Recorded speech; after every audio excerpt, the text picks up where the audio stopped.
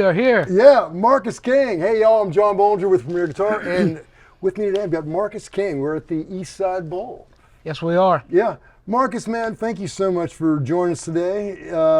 I can't stop listening to Mood Swings. Good. I was painting my deck last 2 days, and I just had that thing on like repeat the entire time. Well, I appreciate you listening, man. Thank you. Well, El Dorado blew my mind, and particularly like Beautiful Stranger. But I love where you went on this record. It's I don't know, man. It's great. It was a little bit of a departure, but it was kind of a concerted effort by myself and my producer Rick Rubin. We wanted to, just speak real honestly about the subject matter, and he was, really adamant about just being 100% honest and truthful with the lyrical content. That's what I got. And even like Fuck Up My Life, that song, you've got that backwards guitar thing in it. And and generally, like when Hendrix did it was amazing, and then it's kind of been duplicated, but it always seems like kind of like ear candy. But on that song, it seemed to so perfectly capture that, God, man, just the feel of it. I mean, when it came in, you just felt it. Well, I did as a listener. Well, I appreciate that. The way Rick likes to produce, he's usually not in the room for like the performance part of the record. He comes in and sits with me like after the fact, and we listen to things, and he makes notes, and we usually both lie down and make our notes verbally, and then I get back to work. Yeah. But in that instance, with that guitar solo, he came in the middle of me tracking it, and it was a Strat through a Fender Super, and we had the Super in this hallway of this great big, it was attached to like a 11th century Italian cathedral that's part of his property there, and so it was in this big cavernous, hallway. Yeah. So I had the reverb off, and it was just really capturing the depth of the hallway there. Right. So all this great stone, and I wanted to, just like Hendrix used to do, I wanted to construct the solo so it, I basically had to play it backwards in my head. So start with like the apex of it, and then just kind of move myself back. Yeah. And Rick came in halfway through it because we played the solo and then we reversed the tape. So he's like, I feel like it was really strong at the beginning, and then it kind of tapered off. And I was like, well, we're gonna play it backwards. And he's like, yes. And I kind of felt like, it was good to get one over on him. Oh, right, And, right. So I appreciate you recognizing that, God, yeah, man, when it came in, I just it's one of those things, it's like the old cliche, when words fail, music, says it. And God, I mean, that's what it felt like. You just felt that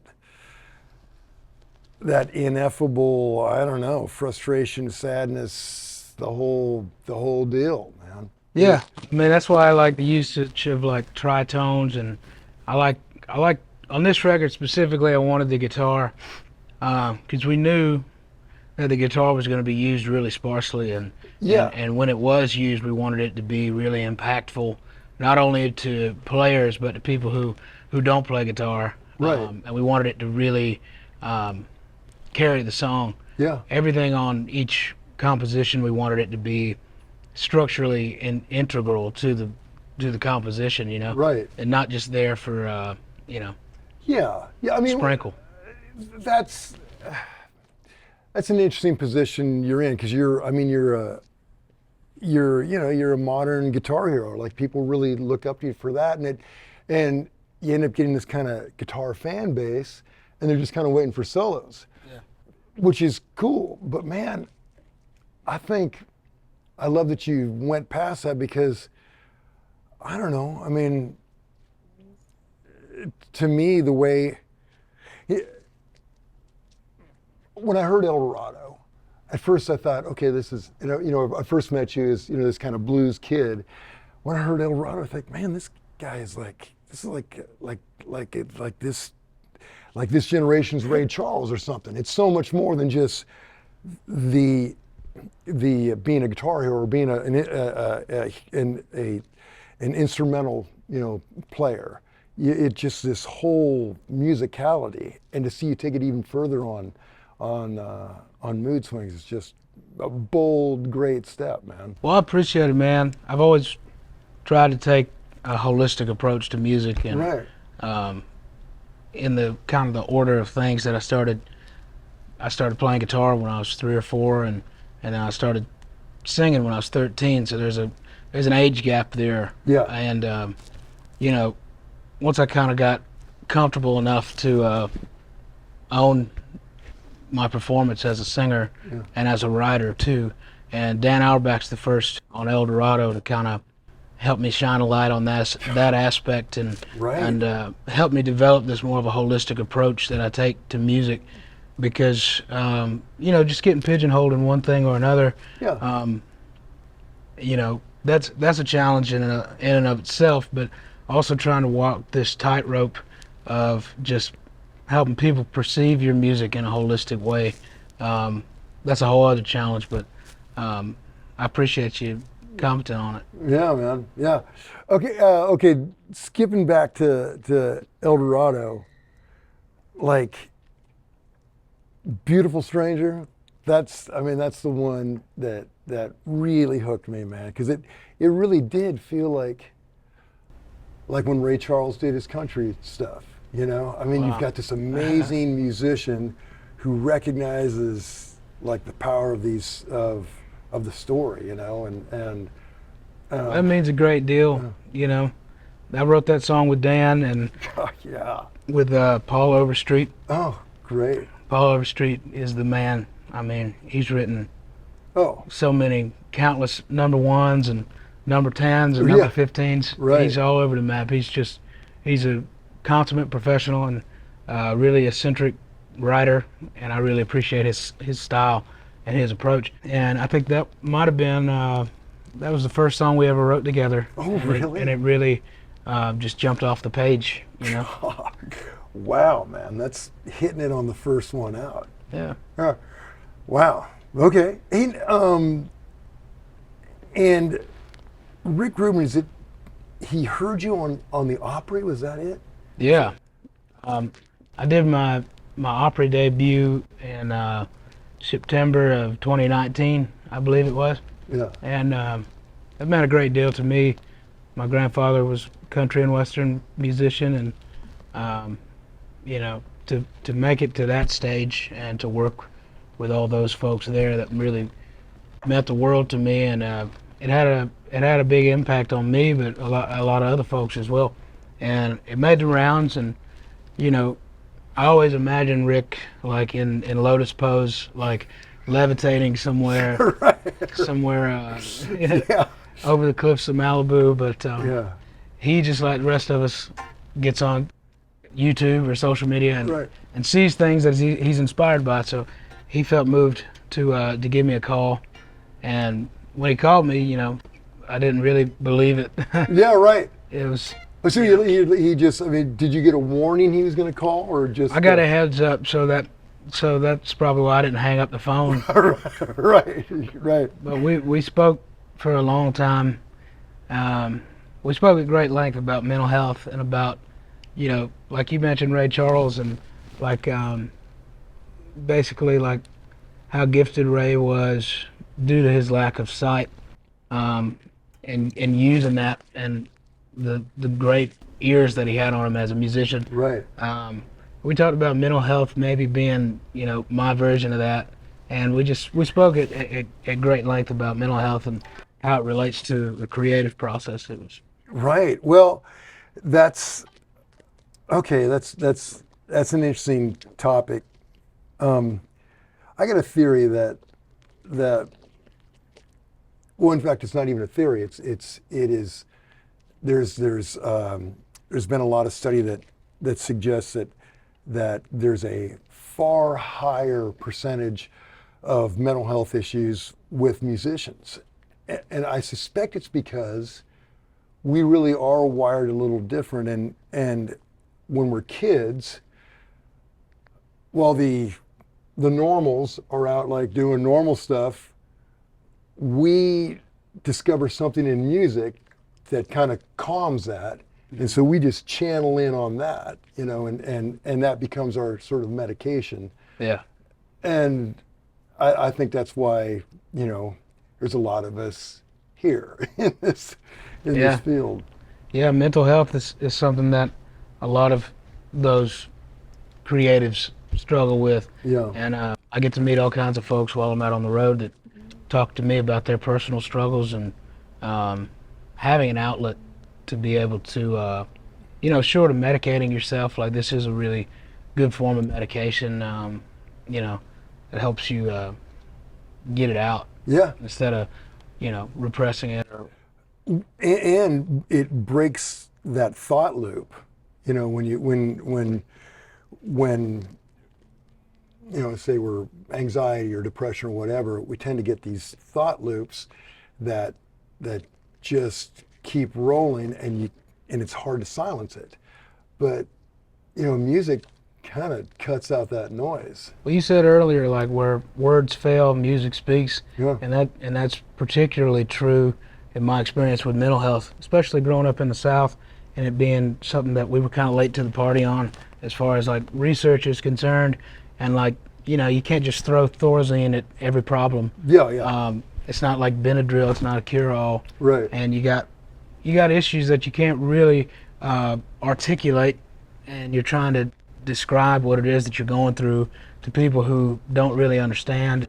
That's where music really spoke for me, was just trying to describe what was going on up here. Right. Feels like my brain's on fire, Doc. Right. And they're like, probably a migraine. Here's some, yeah, right. aspirin. But, that's where music really helps a great deal.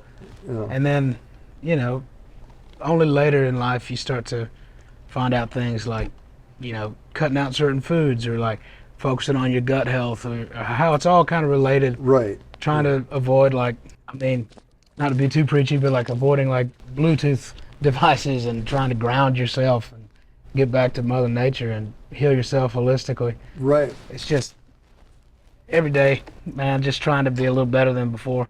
You bet, man. So do you find after mood swings that you have a lot of musicians or fans with bipolar disorder or whatever come to you and like they're like, thank you, man, or thanks for...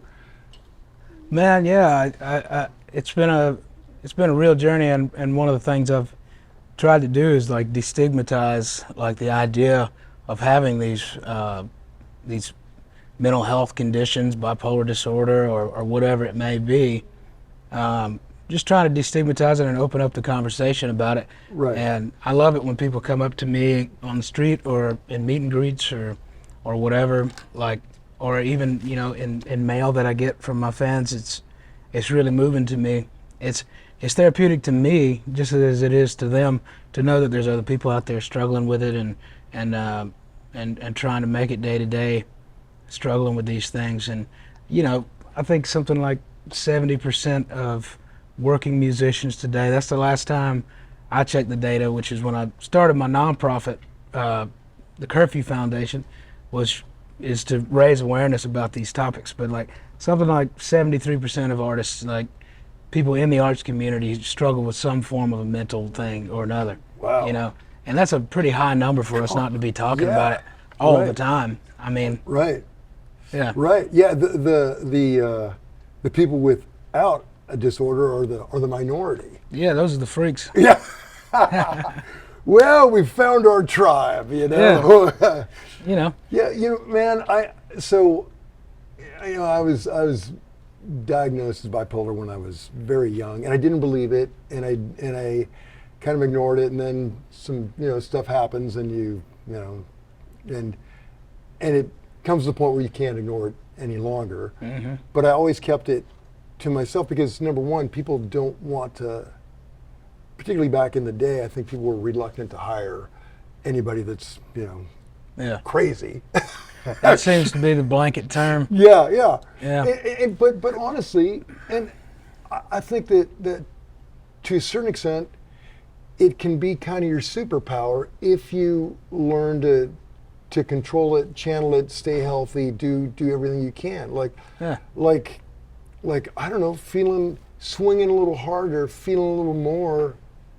For an artist is sort of where you want to be, but the trick is to keep it in check where you can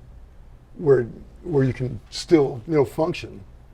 It's all about how you receive it, and I think it's really big of you to talk about it openly, and it's something that's a lot more accepted now than when I was a kid or when you were a kid. Right.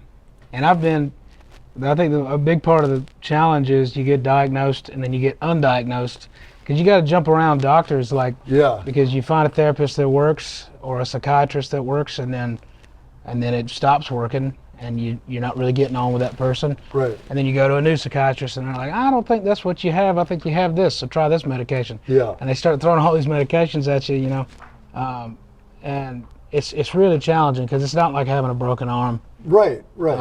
You go in with a broken wing, and they're like, boom, let's fix this, put you in a sling. Yeah. But there's no sling for the mind. Right. That's kind of where music steps in. I kept it all in the closet until this buddy of mine, a musician I worked with, Neil Casal, when he killed himself. I thought, okay, man, I gotta come out, and I wrote a column about it, and actually to this day, I meet people all the time like, same, good to know we're not in this alone. Right, that was one that touched all of us, really, because Neil was on the top of his game. Yeah. And same with there's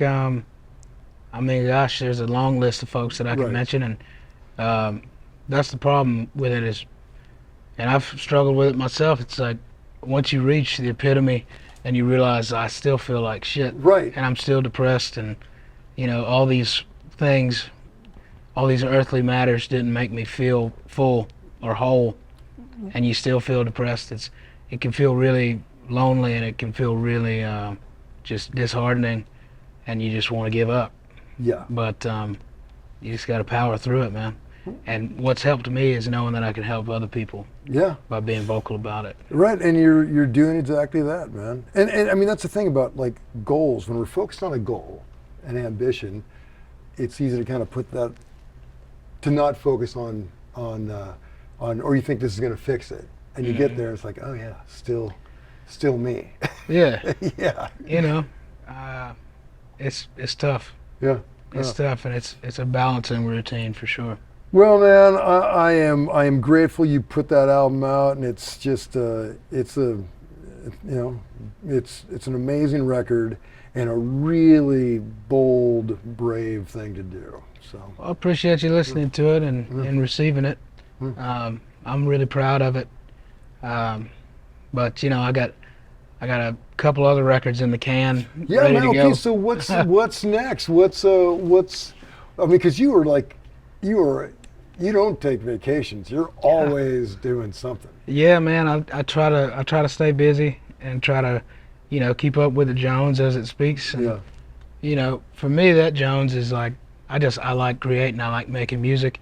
I like meeting people and engaging in constructive conversation like we're having now. And music is a great, channel for me to be able to do that. I like being in a creative position at all points. And we're working on a new record, me and the band, and we cut that down in Macon, Georgia, which is just a mecca to me. Just like the water down there and just like the atmosphere down there. It's all so well steeped in just musical heritage and history. Little Richard, Otis Redding. Oh yeah. Allman Brothers Band, of course. I mean, it's one of those spots where you can really feel the history and the origin of what you're tapping into. So we're really excited to get that music out. Yeah. Yeah, right. I mean, you've and that's something when whatever's come out was done like a year ago, and now you're on to something new, Yeah. So are you guys out hitting on the road? Yeah, so we're going to be out on the road this fall, doing Canada, the East Coast, and Europe and the UK, and then we'll be back around the States for the winter, Right. and there'll be a whole lot. Yeah. How big is your touring band now? It's an 8-piece band, Wow. and that's always kind of been the Marcus King band. Is Right. we were always really inspired by groups like Blood, Sweat, and Tears in Chicago. Right. You know, that kind of thing. I like the big horn section because it's just, I mean, that's an impactful thing when you can, you know, have the horns hit. Oh, right. And like Otis, Sam Cooke, James Brown, of course, like all these artists really inspired me. And I always wanted to have a horn section. Not always the most lucrative move, Right.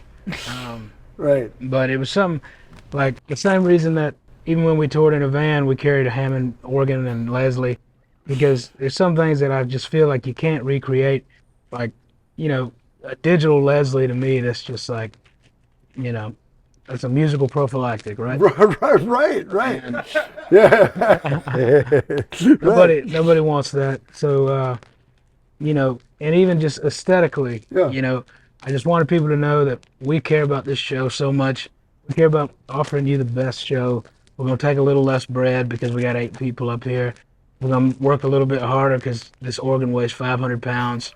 You know, we've even had some nights like, you know, in Thibodaux, Louisiana one time, the generator they were running, like our techs went up and checked all the sound. Everything was working. And we got up and we were doing the intro, and the generator wasn't pushing enough, you know, energy, so that organ was about a step and a half off. Right. So we're grooving, and I get up there and I'm like, something is fucking wrong. And organ player's looking at the bass player's looking at me, and when you start a show like that, Yeah. it's only one direction to go. Yeah. Right. It's like quicksand. If you try to fight it, Yeah. you're just gonna fall deeper and deeper. So I mean, it's a big band and it's a big production, but you know, it's how I feel the most confident going out. But, Oh yeah, man. I mean, a thing like that, a band like that in full flight Yeah. is an incredible feeling, you know? Yeah. Oh. And I mean, you know, selfishly, it's like I want to hear these cats blow. Yeah. You know, like I'm a guitar player and a singer, and that's how I choose to express myself. But just musically, I like to look at it holistically, and you know, the things that I really got off on as a young player, once I realized like I don't want to sound like Stevie Ray, Right. I don't want to sound like Hendrix, and I don't want to sound like Duane. I want to sound like Bob Seger's vocal. I want to sound like Aretha's vocal. I want to sound like Tina Turner or David Ruffin. So these cats inspired me at a young age, or like, you know, Miles, Yeah. or like his use of just like tritones or just like off the wall. Right. That to me sounded like the full expression, like Ornette Coleman, just, or like Sun Ra, just like going completely out of left field. And anyway, I was inspired by horn players and organ players and bass players, even like Jamerson. You know, people who could be ultra melodic and still play in the pocket what they needed to do. Right. So when I'm playing a show, I just get to sit back and listen to these guys blow a few times a night, and it's inspiring to me. Okay, so the polar opposite, I've seen you do the 3-piece thing. Yeah. And God, man, that is just like fierce, like a wall of sound, man. It's fun. I love doing the trio thing. No restraint. Just, yeah. God, just going for it. But you know, I've always been really adamant about, if I'm going to go out and do the trio thing, it's not going to be for any financial reason, or if I'm going to go out and do like an acoustic duo tour, like me and my other guitar player, Drew Smithers, we're going out and doing some acoustic dates this winter. But we're doing it because I want to, and I want Right. to flex that muscle. Yeah. And it's a challenging environment for me because it's smaller crowds, it's more intimate, and you don't really have a lot to hide behind. Right. But same thing with the trio, you know, you're a little bit more exposed, and you know, there's material that I don't play with the trio. You know, some things I just can't recreate without the full band. Right. But yeah, playing with the trio is always a good time, but it's like, to me, it's like it's more two-dimensional, and I just want to stay true to that sound Sure. and the material that I think could best be expressed with that configuration, you know. Yeah, yeah, yeah. It's a whole different discipline. It's like the acoustic thing. You have to like rethink it all, whole different deal. And there's so many people that can only do this or only do that, and you seem very comfortable, kind of jumping into all of them. Well, it's just like the styles of music I like. I love every genre of American music, and I've always had a problem with the way that they categorize artists. Yeah. Because you look at, the best R&B record, if you put the right lyrics over it, that's probably the best gospel album. Yeah. And vice versa. So it's like, who's really putting the guidelines around this shit? And it's like, I'm always really excited when I get recognized in one genre or another, but I don't like being contained in one genre. Sure. And it's not even really a comfortability thing. It's just, I like playing all sorts of music. Yeah. And I think the folks that come to my shows see that and kind of share that same idea, Right. Well, and that's what great artists do. They're always like stretching it. I mean, like Bowie, he was saying, if you don't feel like you're just a little in over your head, you're not in the right place. You know, and I didn't love everything Bowie did. I found some of it I didn't like at all. Yeah. But his body of work was amazing. Right. I mean, there's artists like that. As long as whatever I'm putting out, you can be sure that it's true and it's honest to what I wanted to do. Yeah. It's what was on my heart and on my mind, and for that reason, it doesn't age poorly in my set. So when we're doing a show, if I'm playing something from 3 albums ago, you're not gonna notice a change in my willingness or my desire to play this music, because it's something that was real and true to me, and I can tap into the honesty of where I wrote it and what I wrote it about, because I'm not bullshitting you. Yeah. Okay, so speaking of acoustic tours, you just picked up a brand new guitar today, right? I did, yeah. Well, my very amazing Day Today picked it up for me from the good folks at Gibson. Thanks, Brittany. Cody Allen, my rep at Gibson, texted me last night and said that the El Dorado prototype was complete, and they brought it to me today, shiny. When I first moved to Nashville, it was about 2018, and I was talking to my dad. I was like, because I was moving out of my hometown for the first time, and I was like, whatever happened to my first guitar, that Epiphone El Dorado with the block inlay? He's like, man, we gave that to somebody in the family, and and the person they gave it to, I was like, well, I'll never see that again. Yeah, right. So when I got up here and I got all moved in, my dad managed to get it back and brought it to me. And I had also at that time, I didn't have a car, so I bought a car for $3,200. It was a '81 El Dorado. Perfect. And Nashville to me at that time felt like my city of gold on the hill, the El Dorado. So that's around the time I did that record, El Dorado. And I had this guard put on over at Carter Vintage, and this is the prototype that the good folks at Gibson and Epiphone brought over.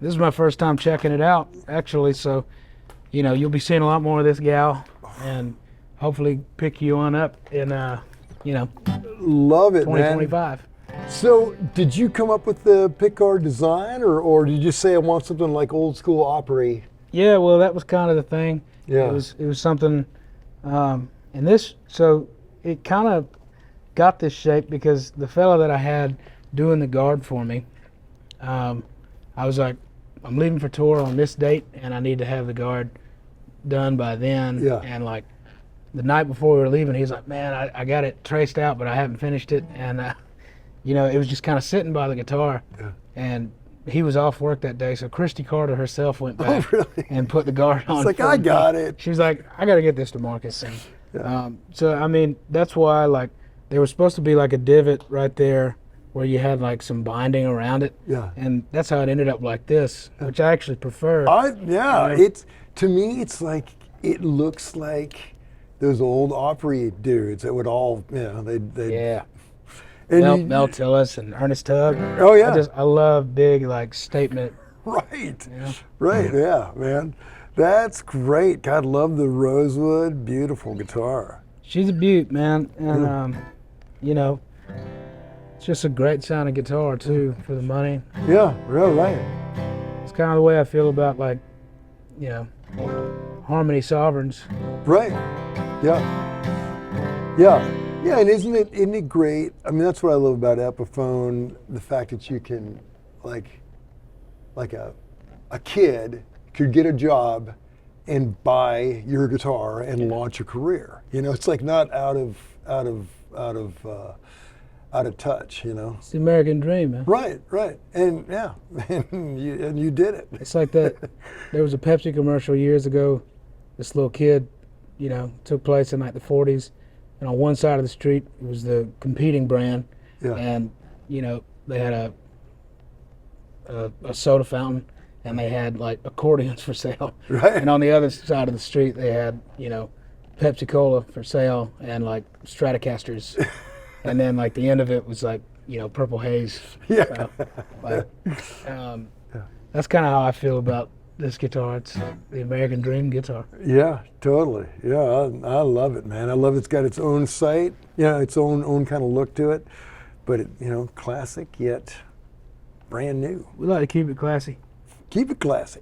Okay, we saw your 345 and your new El Dorado prototype, Yes, sir. and then you brought another new friend. I did. This is another new friend, and you'll see me playing this all around the U.S. of A. and overseas and elsewhere.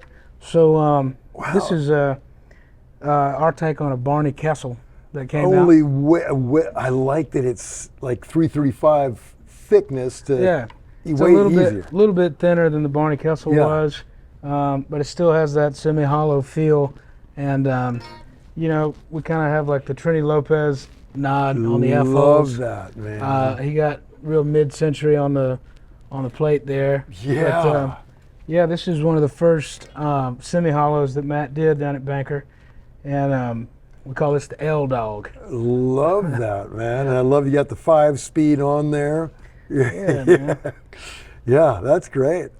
Okay, yeah. It's funny, when we did your first rig rundown, which was now 7 years ago, Wow. man, yeah, you were a child. Yeah, I was. Yeah, you're a child, and you had your grandfather's old guitar and not much else, man. Yeah. You know, sometimes you know, I'd like to get back to that simplicity of the rig. Yeah. Like a super reverb and a tube screamer and a guitar. Right. And there's something about using one guitar for everything in the set. You get so comfortable with that guitar. I mean, that's why you see people like, you know, Dwayne Allman, you know, he'd use maybe 2 guitars a show. Right. But I don't know, having too many options is sometimes an issue. However, man, It is a lot of fun, though. right. I mean, because you know, a Tele or a Strat just brings different things out of you. It And really does. yeah. I mean, you can play it on either one, on any of your other guitars, but it's going to feel a little different, you know? Yeah, and I like having options.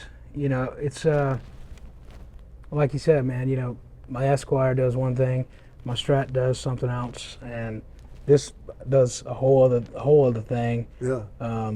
And the 345 is kind of like home base for me. So, Right, right. You know, Yeah. and sometimes you just need a big, heavy ass Les Paul. Yeah. Knock the doors off. Yeah, man. Like that old custom of yours. God, man. She's a Frankenstein beauty, man. Oh, yeah. Yeah. It's got a 67 neck on it, so the nut is really small. Like you can wrap 2 hands around it, you know.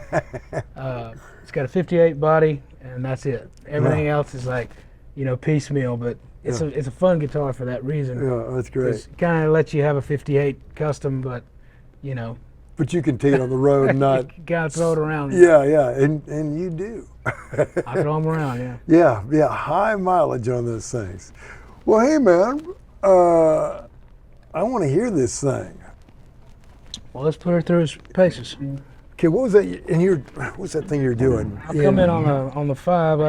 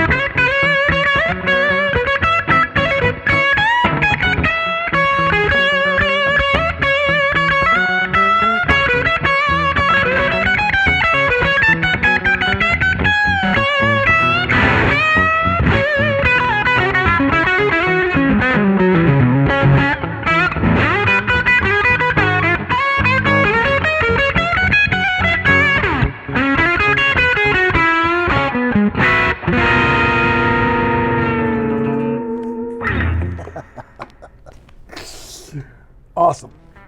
Well, hey, y'all. That is Marcus King. Y'all do yourself a favor and get mood swings, and I can't wait to hear what's coming up next, man. Plenty more to come. Plenty more.